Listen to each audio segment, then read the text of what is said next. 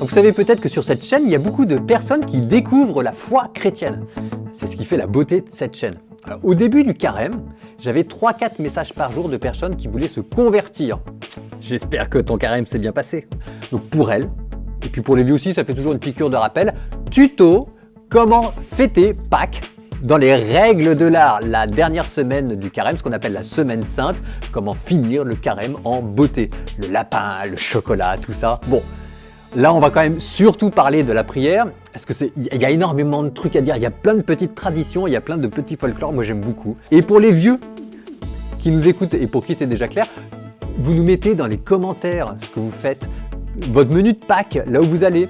Ça aide, ça enrichit et puis ça vous montre ce que vous disiez, que la vie est belle et que tout le monde participe à la même vie et on s'entraide, on se donne nos petits trucs et astuces. Le christianisme, c'est aussi une manière de vivre et de savoir faire la fête. Et d'ailleurs, en parlant de savoir faire la fête, la première astuce, c'est d'aller se confesser. Tiens, oui. Alors je sais, personne n'aime aller se confesser. Ok, mais ouais, bon, faire ses Pâques, ça commence aussi par là.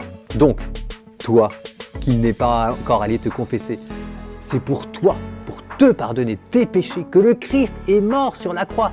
Donc profite, vas-y, la dernière semaine sainte quoi. Généralement dans les paroisses c'est plutôt le samedi saint, mais renseignez-vous avant pour savoir exactement quel jour, parce que c'est pas tout le monde. Ce serait dommage de passer à côté. Et maintenant on déroule jour après jour les trucs et astuces pour comprendre la manière dont les catholiques célèbrent Pâques. Et vous allez voir, c'est une belle manière. Et donc on commence avec le dimanche des rameaux pour inaugurer de manière solennelle la dernière semaine du carême. Alors rameaux, les branches, parce que la dernière semaine de la vie de Jésus, dernière semaine du carême, eh ben Jésus est rentré de manière triomphale à Jérusalem. J'ai fait une vidéo là-dessus. Et la foule l'acclamait avec des branches de rameaux. Des branches de sapin, d'ailleurs. Des branches de palmier, d'ailleurs. Donc le premier truc, c'est de venir avec un rameau au dimanche des rameaux. En même temps, ça paraît logique. Alors, normalement, on devrait prendre des branches de palmier. Bienvenue en France, on fait avec ce qu'on a, donc c'est plutôt du buis, c'est la tradition. Sauf qu'en ce moment, le buis aussi a une maladie, donc je ne sais pas très bien quoi vous dire, donc bref, n'importe quelle branche fait l'affaire. Donc soit vous, soit la paroisse vous fournit un rameau, mais enfin renseignez-vous, et puis la messe va commencer à l'extérieur, on va bénir votre rameau, et puis ensuite la messe continue quoi, et vous après, quand vous revenez chez vous, vous jetez pas le rameau, non, il vient d'être béni. Vous le mettez en haut de votre crucifix. Et c'est quelque chose qui va vous accompagner toute l'année. Ça fait partie des traditions. Il y a une branche de rameau en haut des crucifix. Et ça veut dire que votre prière quotidienne va se nourrir de ce que vous avez vécu pendant la semaine sainte. C'est beau, non? Alors, la grande tradition aussi, c'est que l'année suivante, pour le mercredi des cendres, cette fois-ci, vous reprenez votre rameau, il a fait son œuvre, vous n'avez plus besoin, vous le ramenez au prêtre, et là, le prêtre va le brûler, et c'est avec ça, en fait, qu'on fait les cendres du mercredi des cendres. Alors pour la petite histoire aussi, vous regarderez, en Espagne, ils ont toute une tradition pour faire des très très beaux rameaux pour le dimanche des rameaux. Bon, et puis une fois que le dimanche des rameaux est passé, ça déroule. Lundi saint, mardi saint, mercredi saint. Alors pour vous, rien de particulier, il y a les curés qui sont en train de bosser dans leur sacristie et je mets les éventuelles messes chrismales de côté. Nous, on s'attaque directement au cœur de la semaine sainte qui sont modelées sur les 3 derniers jours de Jésus. Donc jeudi, vendredi, samedi saint, ce qu'on appelle le Triduum pascal.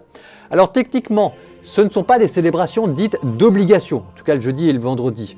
Donc c'est pas obligatoire, mais maintenant c'est tellement important et puis il y a un tel cachet, oui, il y a une certaine beauté parce qu'il y a plein de petites traditions et coutumes justement pour reprendre le détail de ces derniers jours de la vie de Jésus. Donc allez-y, ce sera une grande découverte.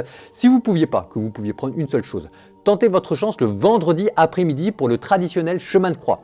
Vous allez voir votre employeur et puis vous tentez votre chance. Vous lui dites que c'est important pour vous. On n'est jamais à l'abri d'une bonne surprise. Et maintenant, je reprends dans le détail. Donc, jeudi saint. Jeudi saint, le dernier repas de Jésus, juste avant qu'il soit trahi, ce qu'on appelle la Sainte Seine. 3 astuces pour passer un bon jeudi saint.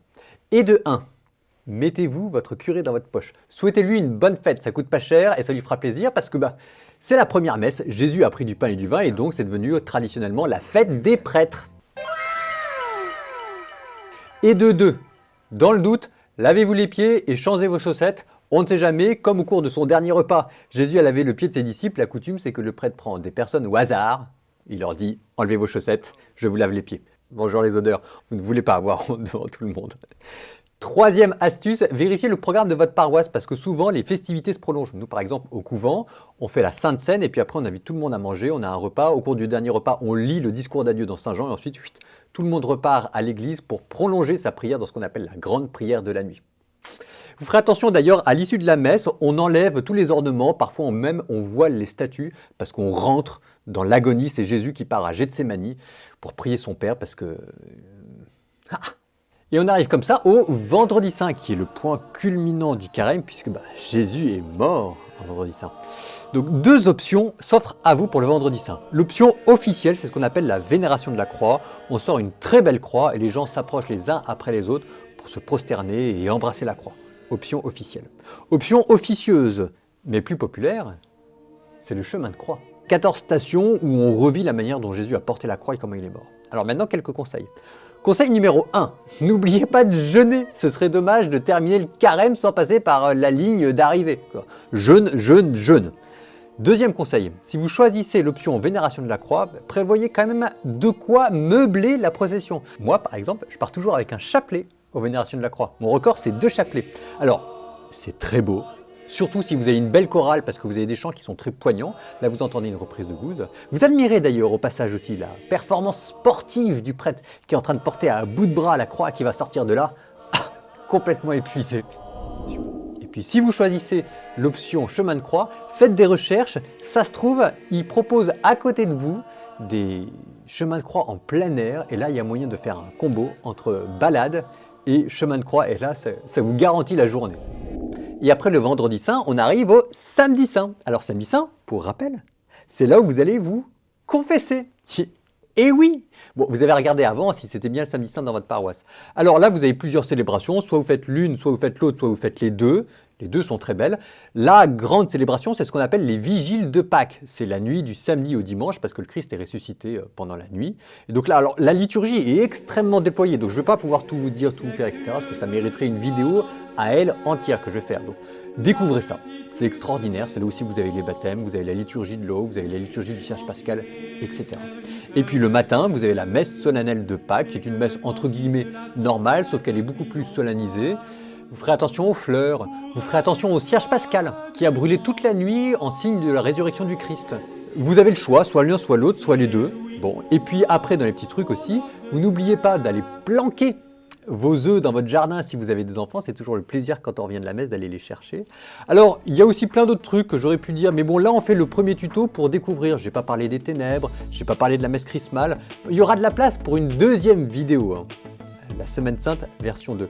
D'ici là, vous avez déjà pas mal de choses. Vous mettez dans les commentaires vos trucs et astuces, vos repas de Pâques. Ça peut aider tout le monde. Vous prenez soin de vous. L'amour vaincra.